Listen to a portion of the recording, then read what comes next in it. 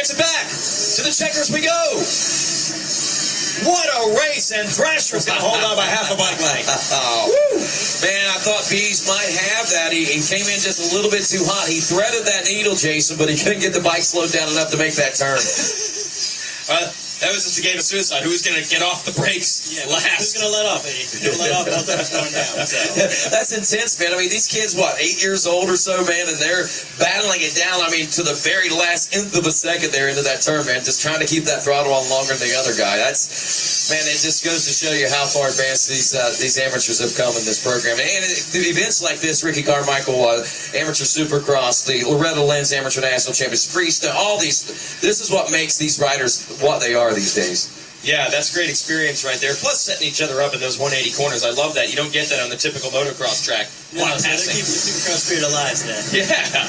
450C are coming up next. It was Thrasher, Bees. Jet Reynolds moves into the number 3 spot. We told you he was on the move. Crockett Myers moves up to 4th. That was him working up through the pack there. Magnus, actually it's Caden Braswell was 5th, then Magnus Smith in 6th. Chase Yenser in 7th. Matthew LeBlanc holds on for 8th. Noah Stevens in 9th. And Daniel Scott rounds out your top 10 there for the 65cc 7 to 11-year-old class. And coming up next, as we said, the 450C. These are 21-plus-year-old class riders out on the track ready to roll next.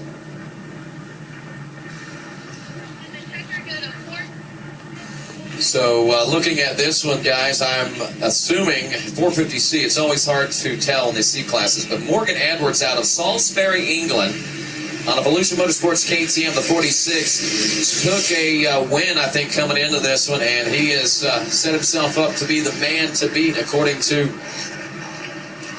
the results I'm looking at. Second spot went to Diego Tavares out of Pompano Beach, Florida, on a Bell Parts MX Mud Cleaner backed machine. Third place to Matt Corsina out of Park Hill, Ontario, Canada, on a Hogtowns Parts Canada backed Yamaha on the 993. We'll see how it all pans out for them. Consistency is going to be key. Good starts and staying straight and forward. This section across the start is flat, but it's almost becoming a whoop section at this point. Diego Tavares is your leader on that one, guys, and he took the second in Moto 1. Looks like we've got some flags coming out, so that could change the face of this race in the middle pack, depending on how everyone got started out there. This is a pretty cool new class that they have here. It's 450C and 21 plus in age, so it helps a lot of kids. I guess they have a younger division now as well. That would be a lot cooler for kids moving up to big bikes if you're getting 450 class here right at the novice before you jump to intermediate. Yeah, I think it kind of evens the playing field for somebody that maybe decided to start racing later in life and had to enter on the novice level. That way somebody is 25 years old or 24 years old or even 30 as far as that goes doesn't have to race against a 16 or 17-year-old kid that's in peak physical conditioning at that point in their life. Well, as we look at this one, it is Diego Tavares with the lead. Justin Sanati out of Lutz, Florida. He was second spot with Brandon Malden running in the number 3 spot. Charles Harris in 4th. Zachary Claver was 5th. Daniel Parlier was the 6th place ride. Victor Palmer was running 7th. Eric Brody was 8th. Landon Much in 9th. And Eugene Jitz rounded out your top 10 in this 450C 21 plus class.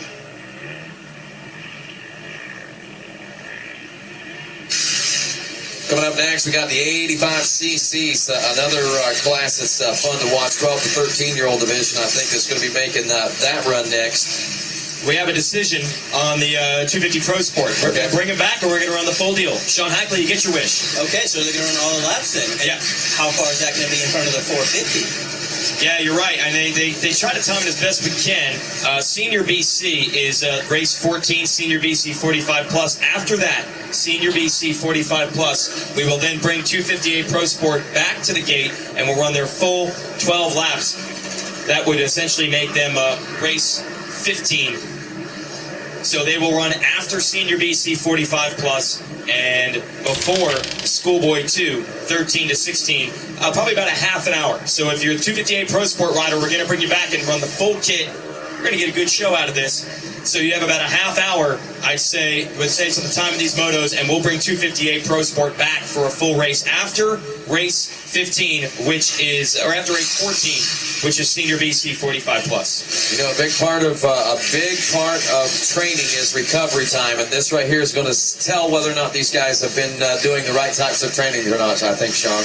Yes, and I spoke with Plessinger, Hayes, as well as Tucker, and they were all ready to go for the next 12 laps again if they had to run it over. So we're really going to see who's training, who's been working hard, getting ready for this event. No doubt about that. Right now, Tavares continues to hold on after 3 laps complete as that Honda rider out of Pompano Beach, Florida, now opens up a lead of 7.5 seconds over Justin Sinati out of Lutz, Florida. A 1:11 lap time by Tavares. Now get this, we were looking at a little quicker lap times, I think, by 65cc. Some of the 65cc riders, if I'm not mistaken, are close to the same lap times as some of these guys. But anyway, it's just pretty amazing novice class to the 65 riders who have been doing this since they were 4 years old. But 7.5 seconds between first and second right now. Justin Sinati has a 8-second lead over third place rider, the 3:14 of Charles Harris. And then another 3 seconds back to the fourth place rider, Zachary Claver. And Morgan Edwards rounds out your top 5 aboard the number 46. Edwards could be one to watch. He's turning a 1:11 about as fast. Actually, he turned the fastest lap time, I think, that time around, 1:11.199. And he's only a second behind Zachary Claver, so he should be moving up to fourth. But the thing about it is, can or will he be able to catch Diego Tavares? That's going to be tough to do if Tavares can stay consistent on this lap time that he opened up with.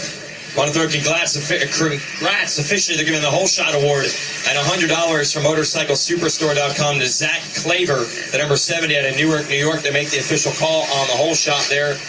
Diego Tavares, as you mentioned, Rodney, is out front now in this one. Tavares was pretty strong in his heat race, did finish second, but it's a main event format. It's not a traditional motocross where we average the 2 scores. Nope, you win the main event, you're the champ. Simple as that.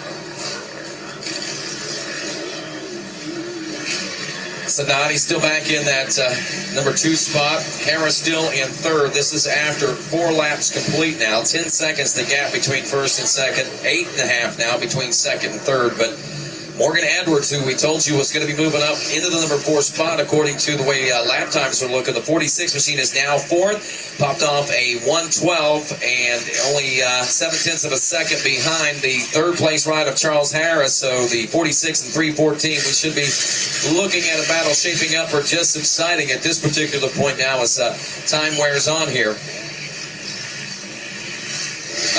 We're just going to have to keep annoying you with this one. We don't want anyone to miss the gate. We'll just keep hitting it as much as possible for those here at the facility. It is 258 Pro Sport. We're going to race it again. Add a red flag. We're going to race it again, all 12 laps, and it essentially becomes race 75A or race 14A. Senior BC 45 plus will race, and then we'll follow it. We'll reinsert 258 Pro Sport. That's about a half hour away. So Senior A 40 plus will race. That's race 13. Then race 14, Senior BC 45 plus, and then 258 Pro Sport will go back. So I'd say we're probably about 10 minutes away from the point where you riders should be heading back toward the staging area. So that's interesting. We're going to get the full kit of 12 laps, and it's intensity, and this track is rough. We'll see where the fitness is for some of these guys. And it's actually gotten fairly warm out here today. 7 laps is what they're running in this particular division and class. They have 5 in the history books. Working on lap number 6, should be seeing a white flag come out. Morgan Edwards, the number 46 out of Salisbury, England, is the one we're keeping an eye on. A 1:12.089 last time around. He is now up to a number 3 spot. Was 5.5 seconds behind Justin Sinandi, but very well could be challenging as they go across the finish line here about any second now. And the 139 of 46 will be taking this one down, and nope, it won't, because look at that. There went Morgan Edwards right past the 139 like he was sitting still in that front stretch, just past. Oh, did he crash? Trying to figure out who that was there. They go into that back section. They were blocked by some of those.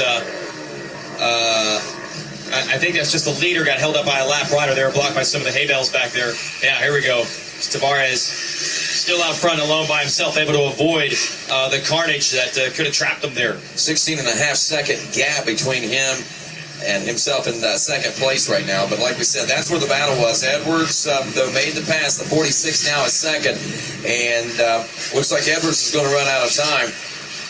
Diego Tavares is obviously fast, and as is Morgan Edwards right now. As we look at the fastest lap was turned in this division, and then in this particular race by now third place rider Morgan Edwards. That's it. 1:11.199 is what he turned as the fastest lap in this one, and there went Tavares. Got the victory. Takes checkered flag. If you're going to take that checkered flag, got to give it back, man. Oh, no, he didn't take it. He just won. There you go. Just won. Good little battle back there. Morgan Edwards not giving up. No. Made a long trip over for this one also. I mean, that's the kind of prestige this particular event holds. I mean, international talent wants to come and be a part of this, and that right there just goes to show you, I think, just exactly how important this race is as part of the 5 majors in the American Motocross Championships. Let's bring the mini cycle.